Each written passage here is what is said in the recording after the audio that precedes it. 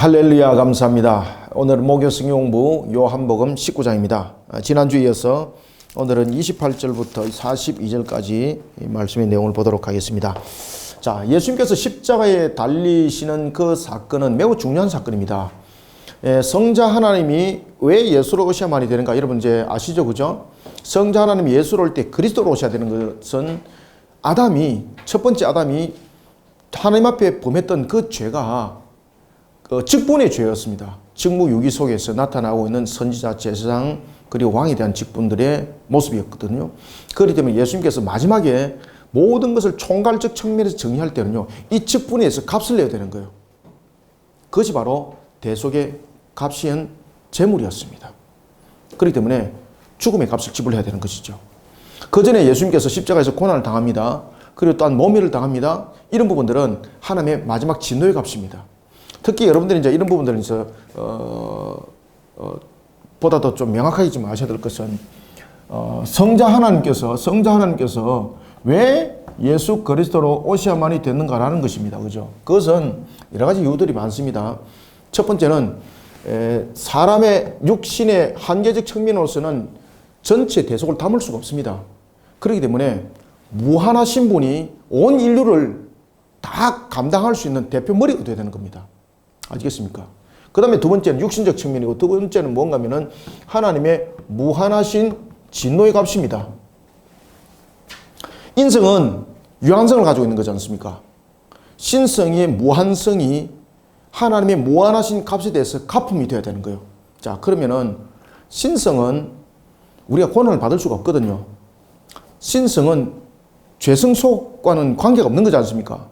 그러면 하나님이란 자신은 어떤 관계 속에서도 재물이 될 수 없습니다. 그러면은 재물이 되려면은 성육신 상태가 돼야 되는 거예요. 그래서 신성이 인성을 취하여서 인격을 이룬 거예요. 그래서 여기서 보면은 우리가 인격이 예수님이라는 예수 그리스도라는 한 인격이 이것이 이제 둘째 아담이지 않습니까? 둘째 아담으로서 한 인격을 이룰 때 신성과 인성이 혼합을 이루지 않습니다. 신성과 인성이 혼합을 이루면 제3의 인격이 됩니다. 아시겠습니까? 그렇기 때문에 이 부분에서는 매우 혼란스러운 문제들이 야기가 되는 겁니다. 이제 이단들이 이렇게 해서 초대교회 때 이런 이단들이 나타나고, 나중에 종교개혁 때도 이런 이단들이 막 나타납니다. 자, 이런 속에 신성은 어떻게 이런 고난의 값을 지불하는가 하면요, 인격 안에서 그 값을 지불합니다. 어떻게 하는가 하면은 고난은 인성이 당하는 것이거든요. 신성은 고난을 당할 수가 없어요. 모멸감을 당할 수가 없어요. 그리고 신성 자체는 값이 될 수 없어요. 그러면 어떻게 무한한 값을 지불하는가 하면 인격에서. 그래서 십자가에 달리신, 오늘도 그 이야기를 계속 합니다만, 십자가에 달리신 그분은요, 여전히 신성이 인성을 취한 그 모습이에요. 이단들은, 이제 영지주의 이단 같은 경우는 이제 그런 부분에서 이제 가연설을 이제 이야기를 하고 막 그러거든요. 신성이 달릴 이유가 없다라는 것이죠. 그러니까 아르콘이라는 하나의 그 시간과 그리고 죽음에 대한 부분을 다스리는 그런 세력이 있거든요. 그 아르콘에게 속이기 위해서 그렇게 가현적으로 보였을 뿐이다 라는 것으로서 이제 영지주의자들이 이야기를 하기도 합니다. 그래서 영지주의자 이단들은 매우 다양성적인 부분에서 안에 내부에 파벌이 있습니다. 하나의 전통성을 가지고 있지 않습니다. 그래서 영지주의 이단 속에는 보면은 성에 관한 부분들도 극단적 부분들이 둘로 나타납니다. 하나는 방탕주의에 대한 성, 또 하나는 극단적인 성에 관한 부분에서 절제, 이런 부분들로 나타납니다. 아시겠습니까? 자, 이런 부분에서 이제 인격이라는 부분들은 어떻게 형성이 되는가 하면, 신성이 인성을 취하여서 두 인격을 가지나요? 한 인격을 가지나요? 두 인격인가요? 한 인격인가요? 자, 두 인격이면은 두 물체입니다. 그 존재입니다. 아시겠습니까? 그러면은 이게 야누스가 되는 거죠. 야누스 비슷한 것이 되는 거죠. 두 존재. 한 몸 안에 두 존재가 있는 그런 존재가 되는 거죠. 예수님이 만약에 두 존재가 된다면 이건 아담이 아니죠. 그죠? 그러니까 아담으로서 한 인격을 이루고 있습니다. 한 인격. 이때 한 인격을 이루고 있을 때 신성과 인성은 혼합되지 않습니다. 그게 니케아 회의의 결정문이지 않습니까? 325년에. 그리고 이제 칼케돈 신경에서는 이런 부분들이 더욱더 조금 더 발달되는 부분들로 나타나는 것이죠. 신성이 인성을 취하여 한 인격을 이루고 있을 때에 인성에 당하는 이 고난을 신성이 이 인격 안에서 무엇을 이룹니까? 신성과 인격이 교통을 이룹니다. 교통. 아시겠죠? 교통을 이루면서 인성이 당하는 그 고난을 신성이 교통을 통해서 무엇을 합니까? 경험하는 겁니다. 경험하는 겁니다. 그러면서 그 값을 다 담아내는 겁니다. 아시겠습니까? 한 인격이 달렸기 때문에 한 인격 속에서 그 값은 나오는 것이거든요. 그래서 무한한 값은 인성적 측면에서는 해결이 안 됩니다. 무한한 진노는. 신성적 측면에서의 이 무한한 값이 지불이 되는 거죠. 그래서 오늘 본문에 나타나오는 요한복음 19장 30절에 다 이뤘다라는 그 성취에 대한 내용들은 바로 이러한 성격 속에서 나타나는 결론입니다. 아시겠죠? 그래서 오늘 우리가 이러한 십자가의 내용들을 우리가 한번 볼 것이고, 그 다음에 또 하나는 자, 십자가 집행을 한번 봅시다. 자, 예수님께서 십자가에 집행을 당했을 때에 십자가에서 집행이 있기까지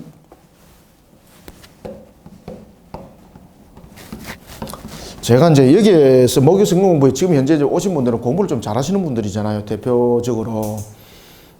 물론 이제 또 이제 녹화를 들으신 분들도 또 공부를 잘하시는 분이고, 또 새롭게 하는 분들도 또 잘하실 수 있는 능력이 하나님께서 부여하심이 되는 거죠.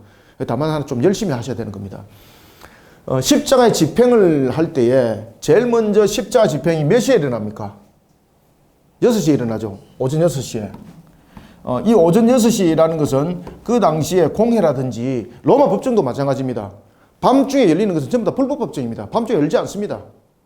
그런데 예수님께서 가야바, 안디바 집에 뜰에 잡혀갔을 때에 그 모습들은 전부 다 밤들이잖아. 그죠? 새벽, 어두운 날. 전부 다 이것은 법적인 집행이 아니라 예수님을 자신들이 핑계를 잡아서 하나의 정금물 속에서 로마 법정에 고발하고자 하는 절차를 그들은 그렇게 밟아 나갔던 거죠. 그런 속에 로마 법정에 예수님께서 서게 되는데 그때가 여러분 새벽 6시입니다. 그죠? 법정이 이제 열리게 되는 겁니다. 이때에 예수님의 법정이 서게 되는 시간이었고, 그 다음에 여기서부터 6시부터 9시까지 무슨 일이 일어납니까? 6시부터 9시까지 일어나는 상황이 여기서 이제 십자가의 결정문이 일어나는 겁니다. 결정문이 낭독되고, 그 다음에 이 속에서 예수님이 십자가 처형에 대한 하나의 과정들이 일어나게 되는 겁니다. 그래서 처형의 준비를 합니다. 처형의 준비. 그 다음에 예수님께서 어디를 오릅니까? 그렇지. 골고다를 6시부터 9시 사이에, 요 3시간 사이에 이 부분들이 형성이 되는 겁니다. 그렇죠. 결정문이 낭독되는 거죠. 결정문이라는 것은 판결문이죠. 그죠? 판결문을 반드시 낭독하고 난 뒤에 형은 집행되는 겁니다. 자, 그 다음에 예수님께서 9시부터 12시까지 3시간이 가장 큰 고통 속에 예수님께서 두어지게 되는 겁니다. 이 고통 속에.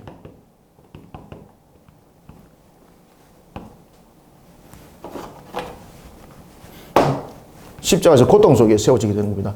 이 고통이 여러분들이 잘 아시는 이 부분들이 이제 잘 아셔야 되는 것이 있는데, 이 온 땅이 이제 어둠이 임하기 전에 고통이 임하게 되고, 이런 속에 예수님께서 무슨 값을 지불할까요, 여러분들요? 이 속에서 방금 이야기했던 이 사건들이 이제 일어나는 겁니다. 하나님께 여러분들 보시면은 아담이 죄를 범했잖아요. 아담이 죄를 범한 것은 우리가 그냥 단순하게 죽으리라, 창세기 2장 17절 죽으리라 라는 죽는 것으로만 우리가 끝나는 것이라고 생각하는데 절대 그렇지 않습니다. 하나님께 그가 배반했던 부분들, 그래서 예수님은 배반의 값을 통해서 제자들에게 배반을 통해서 팔려야 되는 것이고, 그 다음에 하나님을 향해서 저주기 때문에 십자가에 달려야 되는 겁니다. 그리고 십자가에 달려야 될 때도 고난의 값을 함께 지불해야 되는 것이죠. 그 지불은 어떻게 하는 겁니까?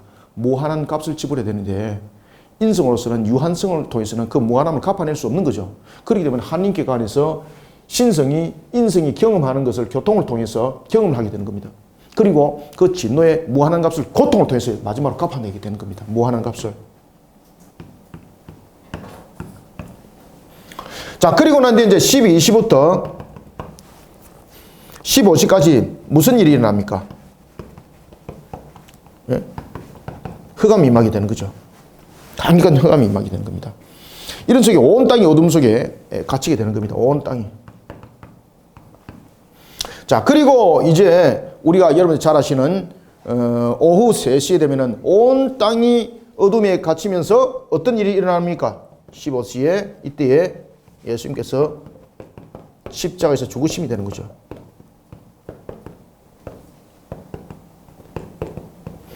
자, 이때 예수님께서 십자가에서 죽으실 때에 이때에 요한복음 19장 30절에서 어떤 말씀을 우리에게 남겨주십니까?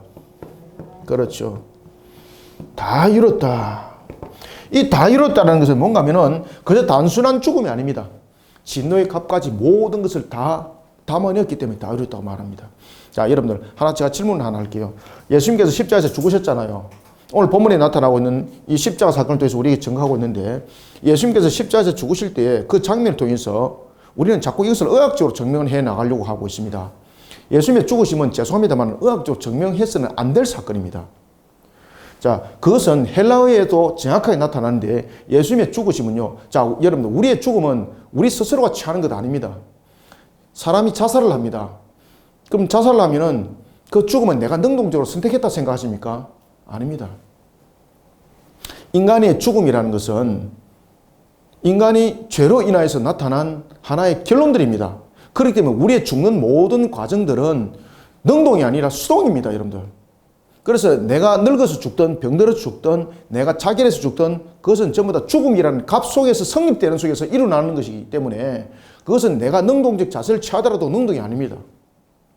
만약에 우리가 능동적 모습이면은요, 생명의 주관자는 하나님이 아닙니다. 이해되셨습니까? 네.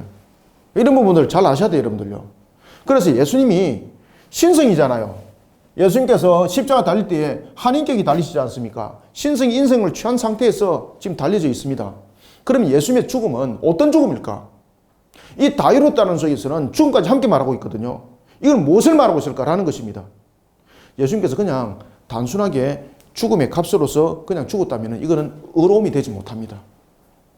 우리가 여러분 예수님께서 죽으심은 값으로만 말하는 것이 아니라 그 죽으심이 의로움으로 성부로부터 하나님으로부터 인정을 받지 않습니까? 이것이 뭔가 하면 죄 없는 그분입니다. 죄 없는 그분이 스스로 죽음을 선택을 하고 취한 것이 되는 겁니다. 그래서 예수님의 죽으심은 십자가에서 죽으심은 육신의 연약함 때문에 죽은 것이 아닙니다. 다 이뤘기 때문에 그 죽음을 어떻게 합니까? 그렇지. 능동으로 취하는 겁니다. 하나님이신 그분이 생명의 주관자시지 않습니까? 하나님이신 그분이 자신의 생명을 거둬가는 거예요. 왜? 다 이뤘기 때문에. 우리의 대속을 이룰 모든 것을 다 이뤘기 때문에 더 이상 매달릴 필요가 없는 거예요. 그래서 여러분들 예수님께서 지금 보십시오. 십자가에서 달릴 시간이 지금 어느 정도 시간이 되는 겁니까? 9시부터 몇 시간입니까? 6시간, 6시간. 9시부터 고통 속에 달리셨잖아요. 9시부터. 그죠? 9시부터 오후 3시니까 6시간, 6시간. 그때 예수님께서 다 이뤘다 그러면서 돌아가셨습니다. 그런데 좌편과 우편에 있는 죄수는 여전히 살아있었습니다. 그러면 육신적으로 보면은 예수님 얼마나 나약해, 그죠? 근데 이것을 갖다가 이야기를 하기 위해서, 아니다. 예수님은 그때 얼마나 많이 두들겨 맞은지 모른다. 자, 여러분들, 예수님은 채찍을 몇 번 집행을 당했을까요? 제가 이제 지난주에 채찍의 집행에 관해서 이제 세 가지를, 말씀을 드렸지 않습니까? 자, 예수님께서 채찍의 집행은 한 번이 아니고 두 번을 당했습니다. 처음에는, 이것을 풀려나는 매를 때렸습니다. 그러고 난 뒤에는 이제 법정에서 열면서 이제는 아주, 이 부분에 대해서 사형을 집행을 하는 측면에서 그 매는 두 번째 단계가 아니라 바로 세 번째 단계. 지난주에 우리가 이제 봐왔던 그런 부분들. 우리가 이제 지난주에 몇 절에서 봤죠, 우리가? 19장, 네네, 19장 이제 9절, 1절에서, 네네, 1절에서 봤죠, 그죠? 그래서 1단계는 푸스카티오라는 매질이었다. 그 다음에 2단계는 무슨 매질이었습니까? 플로케티아로는 매질이었다. 그 다음에 3단계의 매질은 바로 뭔가 하면은 메르베라티오라는 매질이었다라는 것이죠. 그래서 예수님은 두 번의 매질을 당합니다. 그래서 어떤 부분에서는 보면은 이 두 강도보다도 맞기는 더 많이 맞은 것은 사실이에요. 그죠? 왜냐면은 풀려나기 위해서 예수님을 한 번 더 때리고 세웠고, 그러고 난 뒤에 이제는 집행을 하면서 결론을 가지고 또 때려 폈으니까 더 많이 맞은 것 인정을 할 수 있어요. 육신에 더 많은 충격이 간 것은 맞아요. 그렇다 그래서 예수님이 그렇게 쉽게 죽지 않습니다. 만약에 우리 죄를 대속함이 완성을 이루지 못하면 2000년이 지난 지금도 매달릴 수 있는 그분이에요. 무엇이기 때문에? 그렇지. 신성이 인성을 취한 모습 속에서 그대로 여전히 값이 지불 안 됐으면 여전히 달려있는 겁니다. 그렇기 때문에 예수님의 죽으심은 그런 연약함 때문에 많이 두들겨 맞은 거기 때문에 아닙니다. 분명히 더 많이 맞은 것은 맞습니다. 그죠? 채찍질을 한 번 당한 것이 아니라 두 번 당했습니다. 그러니까 그 육신에 온 충격은 분명합니다. 근데 그것 때문에 죽은 것도 아닙니다. 다 이뤘기 때문에 더 이상 십자가에 달릴 이유가 없기 때문에 더 이상 저주 상태에 있을 이유가 없기 때문에. 그래서 오늘 본문에도 보면은 그 시신이 이제 그 십자가에서 내려오게 되는 겁니다. 여러분들, 아리마대 요셉이 예수님의 시신을 달라고 그랬을 때 빌라도가 그 시신을 주면 될까요, 안 될까요? 왜 안 되죠? 제가 가르쳐 드렸잖아요. 왜 안 되죠? 지난주 가르쳐 드렸잖아요. 안 되는 이유가 무엇입니까?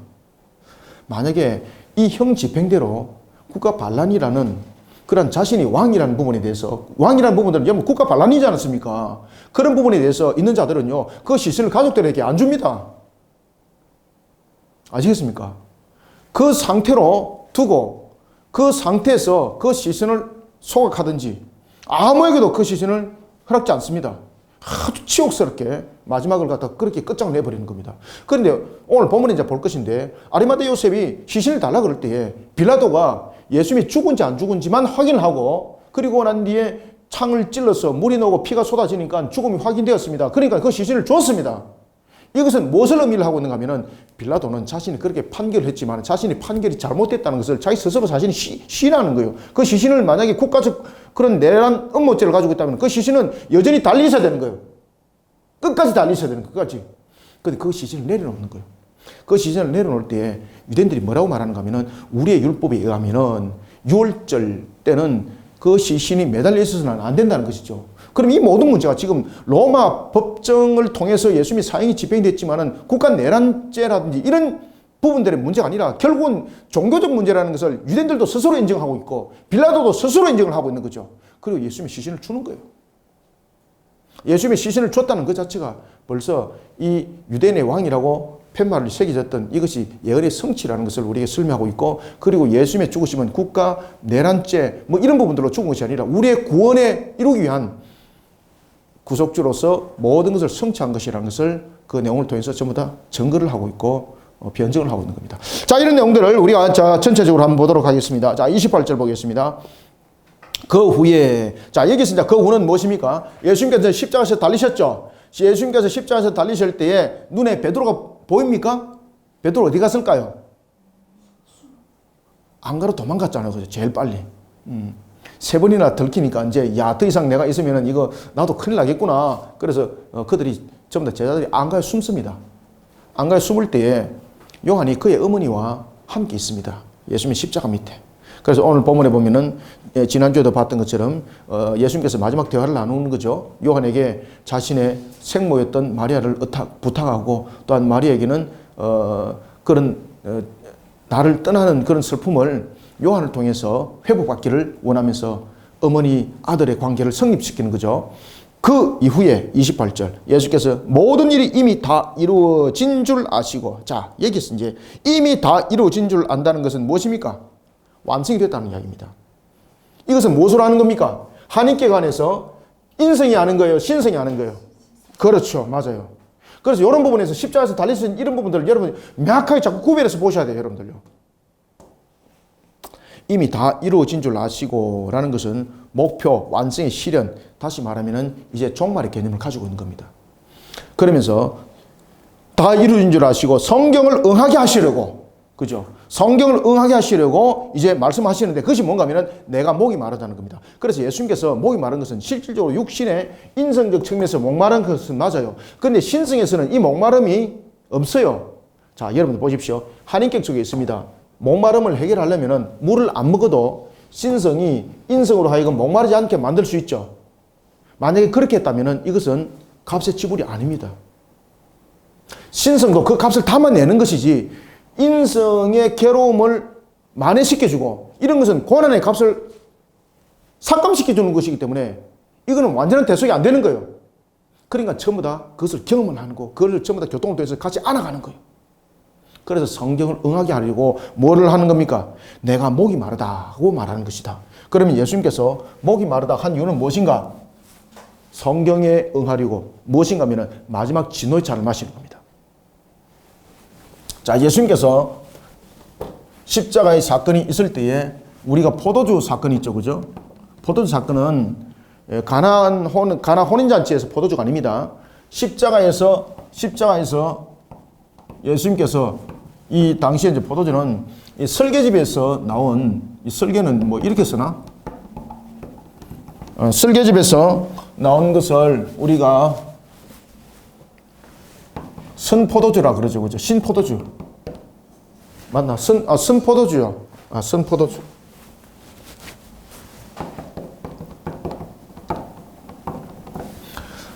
그리고 또 하나는 발효된 음료가 있습니다.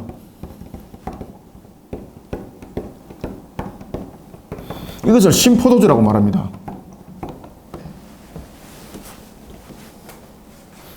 이 발효된 음료는 당시에 이런 군사들이 하급에 있는 군사들 또는 사형 집행하는 그들이 마시던 무엇이겠습니까? 이 음료입니다. 음료. 우리로 말하면은 여러분 보면은 왜 포카리스 같은 거 있잖아요. 포카리스. 우리가 이제 스포츠 음료 같은 거 우리가 먹지 않습니까? 이온음료. 그런 거와 마찬가지입니다. 그래서 이들이 전쟁을 치르면은 목이 마르잖아요. 그러면 항상 호주머니에 뒷주머니에 무엇을 가지고 있겠습니까? 그러니까 전쟁 치르면서 이제 물 먹으러 갈 수 없는 거잖아요. 그래서 전쟁 치르면서 항상 그게 보따리 주머니 항상 이렇게 차고 있죠. 영화 보면은 바로 이 음료입니다. 이 음료. 이 음료가 피로도 빨리 회복시키고 원기도 빨리 회복시키는 측면에서 이 음료입니다. 그래서 전투용으로서 쓰는 그런 비상용 음료입니다. 그런데 예수님께서는 처음에 십자가에서 매달릴 때 선포도주를 먹지 않습니다. 왜 그렇습니까? 이 선포도의 역할은 무엇입니까? 마취제입니다. 마취제. 이것은 선포도주는 음료입니다. 그러면 음료는 목말라서 먹었을까요? 아닙니다. 오늘 본문에 보면 성경에 응하게 하려고. 그러면 예수님께서는 왜 마취제에 해당되는 선포도주, 설계집에 있는 선포도주는 왜 안 먹었을까요? 제가 계속해서 말씀드린 게 있지 않습니까? 고난의 값.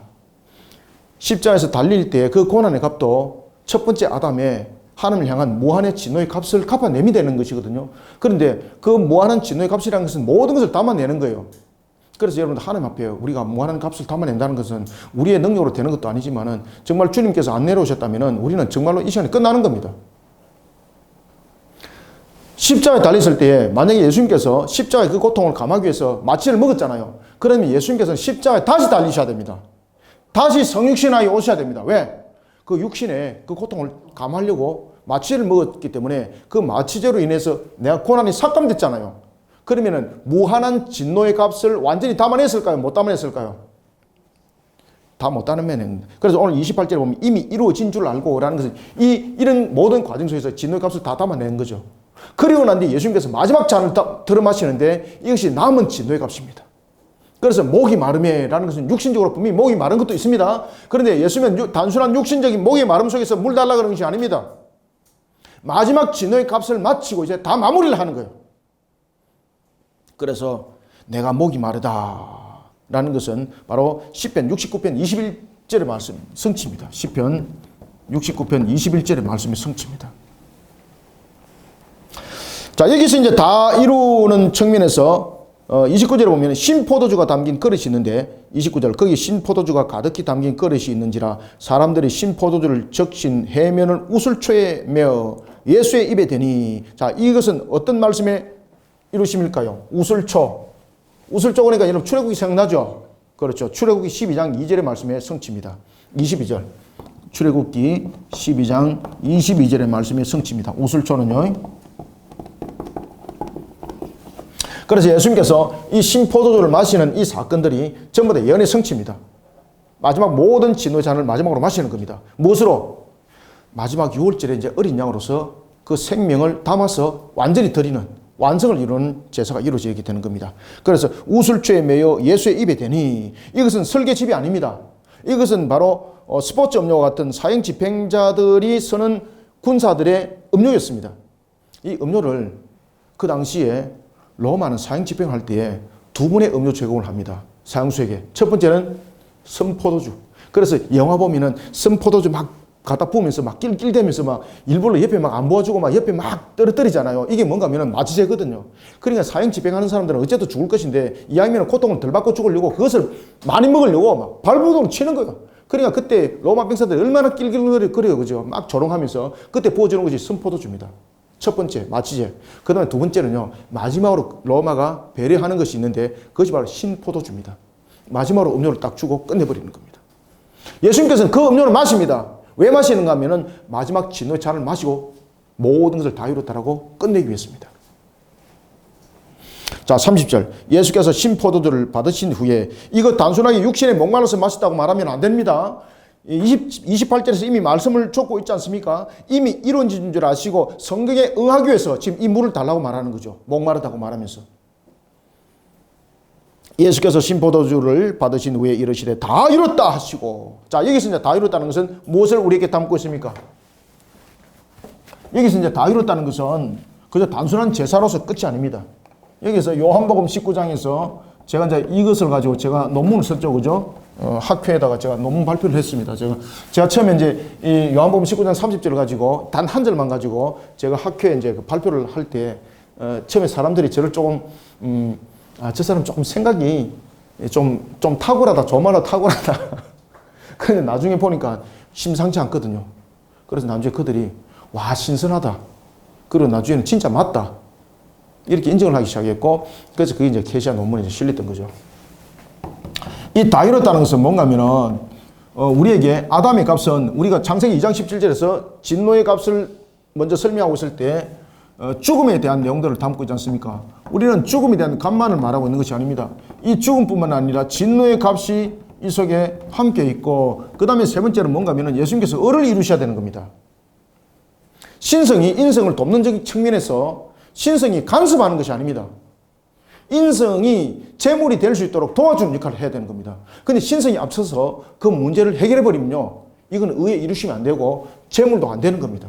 그렇기 때문에 이 다 이뤘다는 것은 그저 단순한 죽음의 값만이 되는 것이 아니라 우리에게 의의 전가가 되는 것까지 모든 것을 이루신 것을 설명하고 있는 겁니다. 그래서 예수님께서 죽으시면 십자가에서 단순하게 우리의 대속의 값으로만 죽은 것이 아니라 나중에 의의 값으로서 부활이 일어나는 거죠. 자, 여러분들, 이 의의 값이 없으면은요, 우리에겐 부활이 없습니다. 그저 단순한 죽음의 값이라는 것은 죽음의 값으로서는 그냥 끝나는 겁니다. 죽음이라는 것은 무엇입니까? 여전히 저주 상태에 있는 겁니다. 그러면 예수님이 부활하셔야 되는 거예요. 그럴 때 그것이 다 이뤘다는 것입니다. 그렇기 때문에 예수님께서 다 이뤘다는 것은 죽음만으로 설명하시면 안 됩니다. 무엇을 이룬 것입니까? 그렇죠. 을을 이루신 것, 을을 이루신 것. 이 부분까지 다 이뤘다라는 것이 설명하고 있는 겁니다. 자, 요한복음 19장 30절. 예수께서 신포도주를 받으신 후에 이르시되 다 이뤘다 하시고 머리를 숙이니 영혼이 떠나가시냐. 아멘. 여기서 성취된 것들, 마지막 순간까지 예수님은 하나님께 영광을 돌리는 그런 모습을 우리는 발견할 수 있습니다. 다 이뤘다. 그러면서 머리를 숙여 영혼이 떠나가시니라 라고 말할 때에, 이때에 이 영혼은 수동직일까요? 능동직일까요? 능동입니다. 수동이라는 것은 우리가 죽음이기 때문에 죽어야 되는 것이 않습니까? 그런데 예수님께서는 신성이 인성을 취한 상태 속에서 매달려 있음이죠. 그러면은 여기서 죽으심이라는 것은 신성은 죽을 수가 없어요. 그런데 신성이 인성의 죽음을 취하여서 그 상태로 머무는 것, 이것은 죽음을 이김이에요. 그래서 예수님께서 죽으시면요, 그저 단순하게 저주의 값으로서 죽는 것이 아닙니다. 하나님이신 그분이 자신이 다 이룬 것을 통해서 그 죽음을 스스로 취하는 능동적 자세. 그래서 6시간 만에 십자가에서 예수님께서는 생명을 거둬가신 겁니다.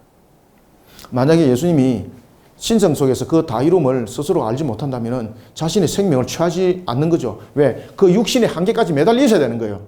분명히 6시간 안에 다 이뤘는데 육신의 한계 속에 그냥 옆에 있는 그런 죄수들처럼 매달리셔야 되는 거죠. 그 더 이상 이제 매달려 있을 상태가 되면 안 되죠. 왜 그렇습니까? 그 저주 상태에 매달리는 것은 그 여전히 죽음의 값을 지불하여서 끝내지 않으면은 결국은 다 이뤘다고 말씀하시지만 여전히 저주 상태거든요. 매달리는 상태지 않습니까? 그렇기 때문에 매달리는 상태 속에서 죽음이라는 것은 이제는 단절을 말하고 있는 거죠. 그 단절을 그 속에서 만들어내는 거죠. 저주의 형태로서. 다 이뤘다 하시고 라고 말할 때 여기서 다 이뤘고 그리고 영혼이 떠나가시니라는 것은 능동적으로 자신의 영혼을 떠나게 만드는 것. 모든 것을 다 이뤘기 때문에.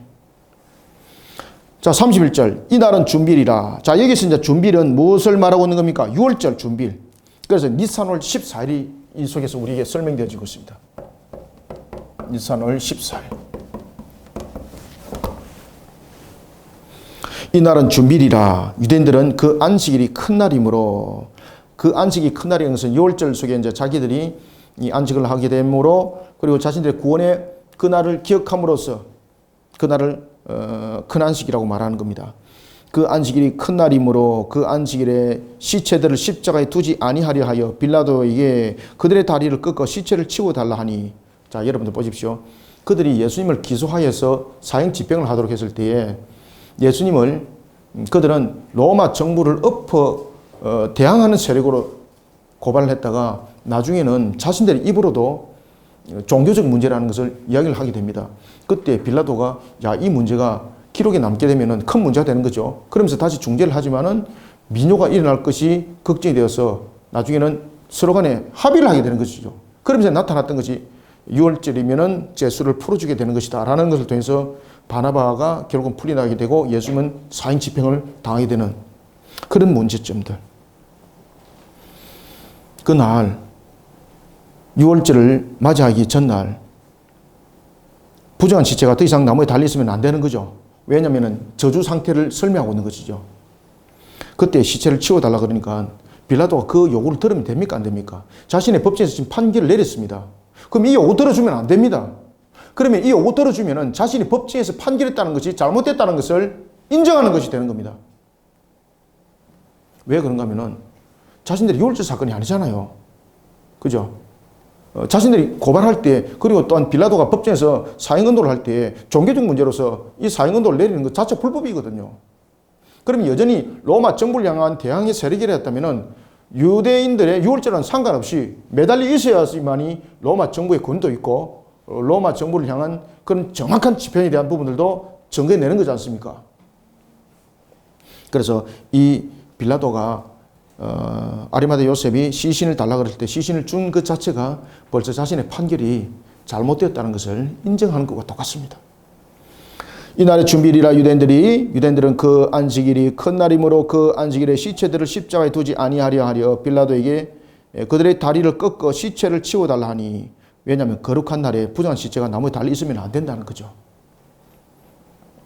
32절 군인들이 가서 예수와 함께 못 박힌 첫째 사람과 또 그 사람들의 다리를 끊고, 여기서 이제 다리를 끊는다는 것은 뭔가 하면은 이게 이제 무릎이란 이것을 쳐버리면은 사람이 툭 떨어져 흉막이 탁 막히는 거죠. 그죠? 그래서 순간적으로 바로 죽어버리는 거죠. 그렇게 이제 죽음을, 보면은 자신들이 이제 스스로 죽는 것이 아니라 지금 로마 병사에 의해서 죽임을 당하는 거죠. 근데 예수님의 죽음은 로마 병사에 의해서 죽임이 당한 것은 아니죠. 예수님의 죽음은 죄에 대한 대속으로서 그 모든 것을 이루시고 능동으로 죽음을 취하심이죠. 그래서 다 이루심이에요. 만약에 예수님의 죽음이 로마 군사에서 이와 같이 다리가 끊겨서 죽으면요, 예수님은 대속의 값에 완전한 지불이 안 되는 겁니다. 32절 군인들이 가서 예수와 함께 못 박힌 첫째 사람과 또 그 다른 사람의 다리를 끊고, 33절 예수께 이르시되 이미 죽으신 것을 보고, 자, 여기서는 또 이미 죽으신 것을 보고는 로마 군사들에 의해서 다리를 꺾어서 죽으면 예언의 성취가 안 되는 겁니다. 그럼 예수님은 완전한 값이 안 되는 겁니다. 이것은 이미 스가랴서 12장 10절과 13장 7절에 보면은 스가랴 선지자를 통해서 이 부분들을 예언을 하고 있습니다. 그래서 다리를 꺾지 않고 이미 죽은 상태에서 로마 병사들이 확인하는 것은 바로 스가랴서 12장 10절의 말씀의 성취입니다. 스가랴서 12장 10절의 말씀의 성취입니다. 로마 병사가 꺾어서 죽었다 말하면은 이거는 완전한 값이 아닙니다. 자, 다시 한 번 더 말씀드립니다. 예수님께서 십자가에서 죽으셨을 때에 다 이뤘다라고 말할 때 그 생명이 능동적으로 취해져야 되는 겁니다. 그죠? 그러면 그 의가 또한 성립이 되는 겁니다. 그런데 그냥 매달리는 상태 속에서 로마 병사에 의해서 죽임을 당했습니다. 그러면은 잘 보십시오. 왜 문제가 되는가 하면은 대속의 값을 다 안 이뤘기 때문에 지금 매달려 있는 거지 않습니까? 그럼 인위적으로 죽인 거잖아요. 그럼 예수님이 죽으면 다시 성립돼야 되는 거예요. 지금 이해되셨죠? 이해 안 됐네.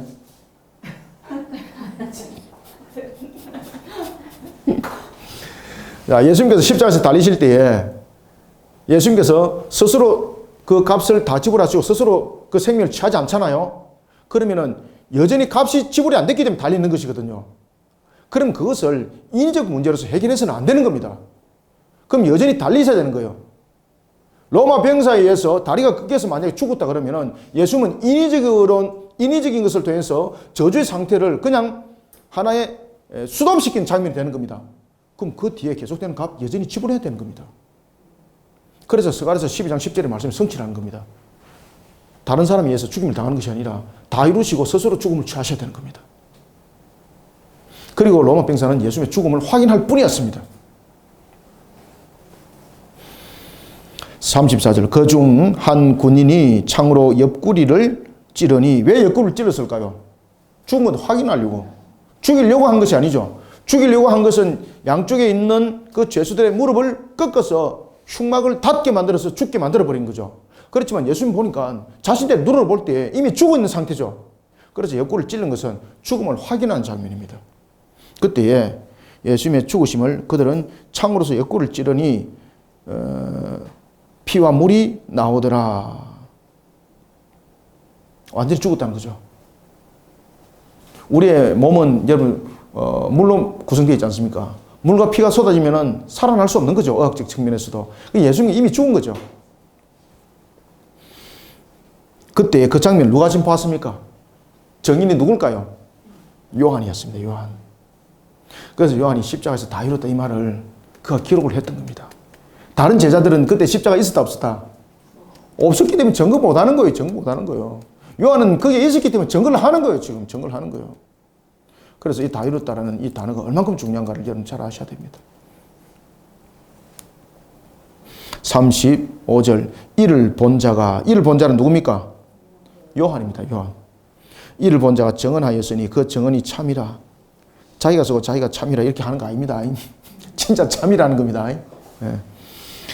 그 증언이 참이라. 그가 자기의 말을 하는 것이 참인 줄 알고, 그죠? 제가 방금 말씀드렸죠? 그가 자기가 말하는 것이 참인 줄 알고 너희로 믿게 하려 함이니라. 아시겠습니까? 36절 이 일이 일어나는 것은 그 뼈가 하나도 꺾이지 아니하리라 한 성경을 응하게 하려 함이라. 이것이 어디에 있습니까? 그리고 또한 출애굽기 12장 46절. 출애굽기 12장 46절.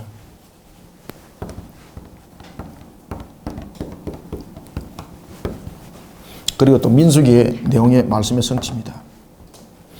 민수기에 여러분 보시면은 민수기 9장 12절 난좀 한번 찾아보십시오. 민수기 9장 12절에 관한 예언의 성취입니다. 이 예언의 성취 속에서 이 모든 것들이 이제 일어나는 겁니다. 그 뼈가 하나도 꺾이지 아니하리라 한 성경을 응하게 하려 함이라. 37절 또 다른 성경에 그들이 그 찔린 자를 보리라 하였느니라. 이것은 이제 스가랴서 12장 10절입니다. 스가랴서 12장 10절의 말씀의 성취. 그죠? 앞에 봤죠? 그죠? 또 다른 성경은 스가랴서 12장 10절입니다. 앞에 36절에 말하는 성경은 출애굽기와 민수기입니다. 그리고 37절에서 또 다른 성경은 앞에 이미 봤던 스가랴서 12장 10절입니다. 그래서 세 개의 성경의 말씀의 이루심인 거예요. 십자가에서 그 생명을 취하시고 다리가 끊기지 않은 상태에서 그 생명을 스스로 취하신 것. 이 모든 부분들이 완전한 값을 지불한 상태를 설명하는 겁니다. 그들이 그 찌르는 자를 보리라 하였느니라. 이것은 이제 의의 이루심을 통해서 예수님의 부활을 이제 설명하고 있습니다. 예수님의 부활과 더불어서 앞으로 있을 메시아에 대한 예언입니다. 그 찌르는 자를 보리라. 예수님께서도 성천하시면서 그랬지 않습니까? 너희들이 본대로 올 것이다. 그리고 예수님을 이와 같이 찌른 자들도 반드시 다시 벗을 것이다. 그들을 심판하러 오실 것이다 하는 것이 있죠. 자, 38절 이때 아리마대 사람 요셉이 예수의 제자들아. 자, 여러분들 이때의 아리마대 요셉은 자신을 숨겼지 않습니까? 그 이전까지는. 아리마대 요셉뿐만 아니라 니고데모도 마찬가지죠. 예수님의 제자인 것을 숨겼습니다. 니고데모는 여러분 잘 아시죠? 밤중에 살짝 와가지고 예수님께서 이제 물었지 않습니까? 그때 예수님께서 모태에 다시 들어가서 거듭나는 것을 그렇게 설명하고 있을 때 내가 어찌 모태에 들어갑니까? 이해가 안 됐던 부분들, 그죠? 그런 부분들에 니고데모 그들이 유대 공의 회원들이었습니다. 그런데 이들이 예수님이 죽으심 이후에는 자신들이 스스로 예수님이 제자라는 것을 증거해냅니다. 그러면은 이 당시의 상황을 보면은 이들은요, 자신들의 스스로를 공의의 원인임에도 불구하고 예수를 따르는 자라고 지금 증거를 하고 있는 것이거든요. 이러면 이들도 죽을 수가 있습니다. 예수님의 제자들 이미 다 숨었잖아요. 그런데 예수님과 3년 이상 따라다니던 제자들은 다 숨었는데 예수님으로부터 복음을 전해들었던 아리마대 요셉과 니고데모는 마지막에 나타납니다. 이거요, 자신의 생명을 내놓은 겁니다, 이거. 특히 그리고 아리마대 요셉은 예수님의 시신을 달라 그랬잖아요. 이거는 관계가 없는 사람은 시신을 절대 못 주는 겁니다. 그러면 나와의 직접 관계가 있다는 것입니다. 친족 관계도 아니잖아요. 그럼 내 지나가는 사람이기 때문에 그 시신을 주세요. 절대 안 줍니다. 그리고 그것은 종교적 문제이기 때문에 시신을 주는 것이지 정치 문제 같으면 시신을 준다 안 준다? 안 줍니다. 그럼 여러 가지 복합적 측면에서 이 아리마대 요셉은 예수님의 시신을 달랐던 이 장면은요, 자신이 유대 공예라는 이 공예 회원의 자격을 스스로 자신이 내어놓는 겁니다. 그러면 그 공예로부터 일어날 수 있는 여러 가지 박해, 그 모든 부분들을 감내를 했을까 안 했을까요? 감내를 하는 겁니다. 사람의 영광으로 더 이상 살아가지 않겠다는 겁니다. 이 장면은. 더 이상 사람이 주는 그런 영화 속에서 살아가지 않겠다는 겁니다. 왜냐하면 참된 진리의 메시아를 이제는 본 것이거든요. 그는 인자의 영광을 본 것이거든요. 그래서 이 아리마대 요셉의 이 고백은, 시신을 달라 이 고백은 나는 이제 더 이상 사람의 영광을 통해서 살지 않겠다는 겁니다. 이 대단한 각오, 이 제자들이 이제 봐야 되는 거죠. 그래서 요한이 이것을 기록을 한 겁니다. 부끄러운 자신들의 모습에 비해서 아리마대 요셉을 지금 기록을 하는 거예요, 지금. 우리는 숨어서 있었는데. 아리마대 요셉은 자신이 충분히 취할 수 있는 영광을 다 버려버리고 자신이 당할 고난도 이미 아는 상태 속에서 예수님의 시신을 취하였고 자신의 무덤에 안치했다는 겁니다. 이건 큰 사건입니다. 이것은. 사람의 영광을 버리고 오직 하나님의 영광을 얻겠다는 겁니다. 그리고 이 장면은 무덤에 안치할 때에 아리마대 요셉과 이제 니고데모를 딱 보시면요, 예수님이 하나님이시라는 왕에 대한 고백으로 이 시신을 안치합니다. 그러니까 이 두 사람을 성령께서 움직였다는 이야기죠.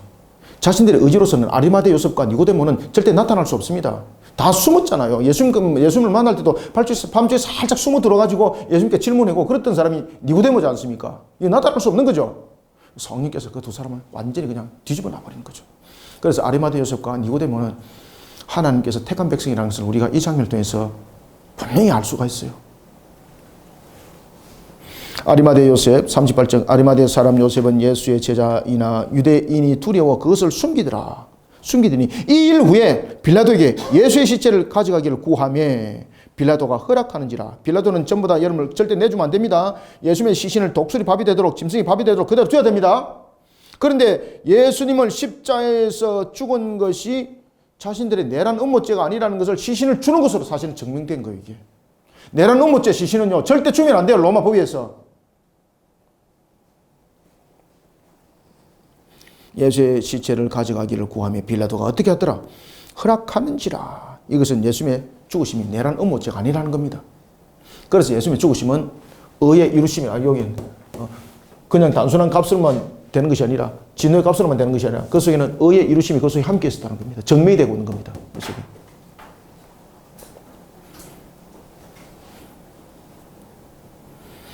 39절, 일찍이 예수께 밤에 찾아왔던 니고데모도 어떻게 합니까?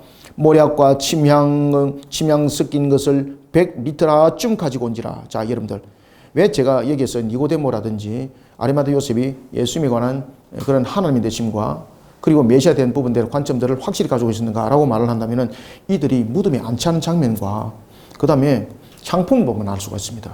이 일반적인 향품이 아닙니다. 여기에서 이 100리터라는 것은 엄청난 양이거든요. 그리고 이 장면들은 바로 뭔가 하면은 일반 사람들이 아니라 지금 이 장면 속에서는 유대인의 장례법을 이미 넘어서는 겁니다. 이건 뭔가 하면요, 왕들의 장례 절차입니다, 이게.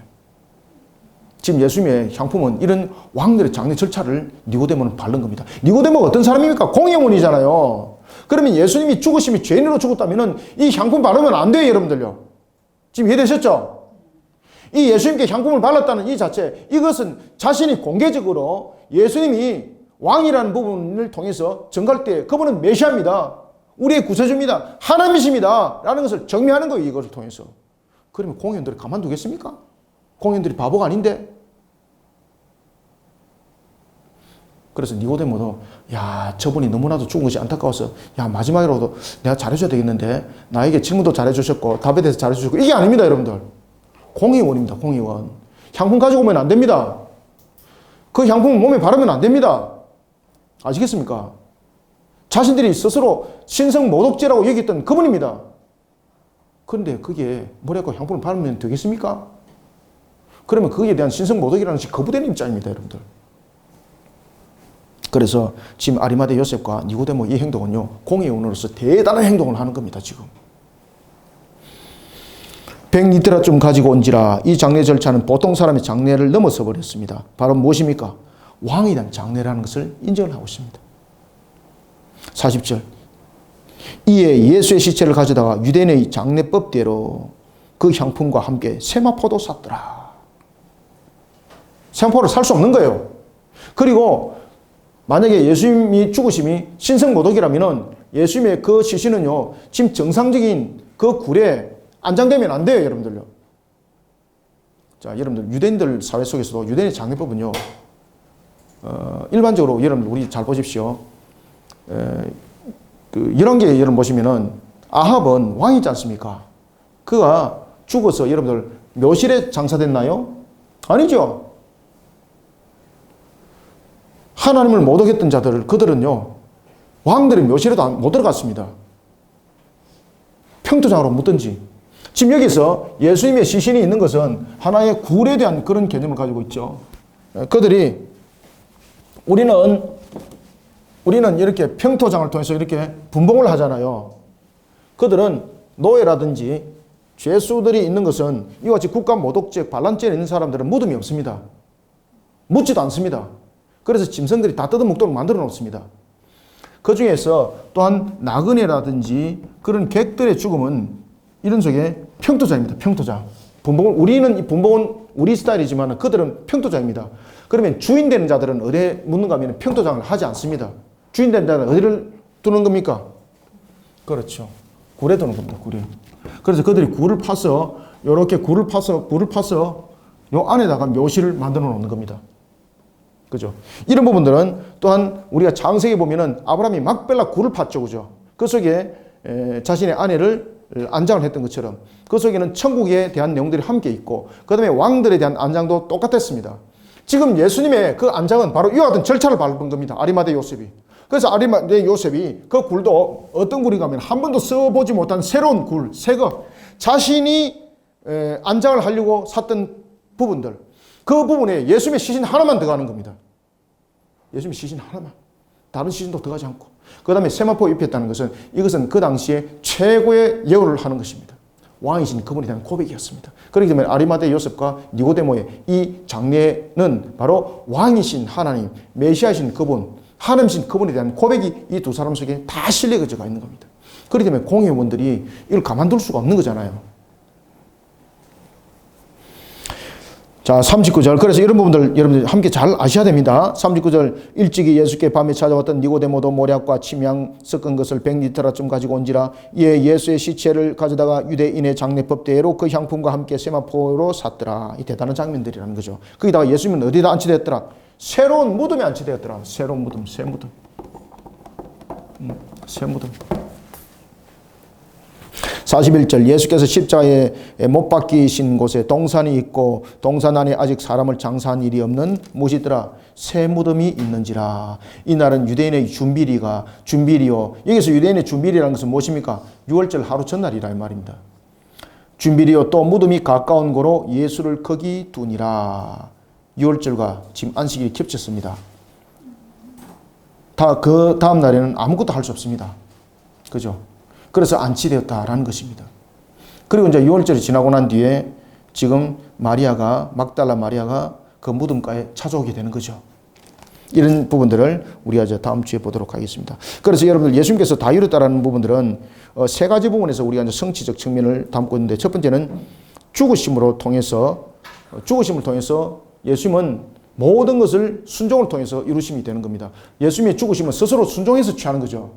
자, 여러분들 첫 번째 아담은 불순종이었죠. 그죠? 그래서 예수님의 죽으심은 스스로 체험이 돼야 되는 겁니다. 수동적인 모습이 되면은 이것은 순종이 아닙니다. 그죠? 그래서 예수님의 순종은 능동적 순종과 수동적 순종이 있는데 그 모든 성취가 십자가에서 이루어지는 겁니다. 예수님께서 십자가에서 도망갈 수도 있는 거잖아요. 그런데 예수님의 십자가는 지금 스스로 지심이잖아요. 이것이 뭔가 하면은 능동적, 수동적 순종을 전부 다 취하는 겁니다. 그것이 바로 첫 번째 아담이 하나님 앞에 무슨 죄를 범했다? 그렇죠. 불순종을 취했기 때문에 예수님은 십자가에서 순종하시는 거예요. 그 다음에 또 다 이뤘다는 부분에서는 예수님께서 무엇을 이루심입니까? 그렇죠. 아버지의 마음의 모든 것을 풀어주는 거예요. 진노의 값을. 그죠? 아버지의 마음에 대한 모든 것을 풀어주는 거예요. 진노의 값을. 그래서 다 이뤘다고 말하는 거예요. 그 다음에는 예수님께서 모든 것을 또한 이루심은 무엇입니까? 세상의 모든 것에 대해서 이제 구속을 다 이뤘다는 것이죠. 그래서 이런 부분들도 신학적으로 함께 조명되어지면 되겠습니다. 그래서 다 이뤘다는 것은 세 가지적 측면에서 성취를 이루게 되는데, 다 이뤘다는 것은 세 가지적 측면에서 성취를 이룬다면 불순종에 대한 가, 그 다음에 진노에 대한 가, 그 다음에 구속에 대한 완성의 모든 것을 이뤘다는 것입니다. 구속에 대한 완성의 모든 것은 죽음의 값, 이런 모든 부분들 다 함께 합치고 있는 것이죠. 이 속에서 여러분들, 이 속에서 의가 이루심이 되는 거죠. 의가 이루심이 되는 거죠. 자, 오늘은 우리가 여기까지 하겠습니다. 여러분 수고하셨고요. 다음 주에는 이제 우리가 20장을 함께 공부해 나가도록 하겠습니다. 자, 수고하셨습니다. 기도하고 마치겠습니다. 하나님 감사합니다. 주께서 오늘도 우리를 붙들어 주시고 은혜장 중에 이끌어 인도해 주시니 감사합니다. 다 이뤘다라고 말씀하신 요한복음 19장 30절이 우리를 다시 한번 더 새롭게 합니다. 십자가에서 달려서 죽여시기까지 능동적 순종과 수동적 순종의 모든 결론들 다 이뤘기에 진노의 값이 지불이 됐던 것입니다. 아담이 불순종하였던 그 값까지 순종을 통해서 모든 것을 이루신 십자가, 우리는 오늘도 그 십자가 안이 저주의 형틀이 아니라 완성을 이룬 새로운 생명의 거듭남의 출발점이 우리에게는 되었습니다. 오늘도 우리는 이런 십자가의 정인이 되기를 소망하며 또한 십자가의 사명을 부여잡고 달려가기를 소망합니다. 오늘도 우리로 십자가 신앙으로 굳건하게 우리 모든 성도들을 세워 이끌어 주옵소서. 예수님의 이름으로 기도드립나이다. 아멘.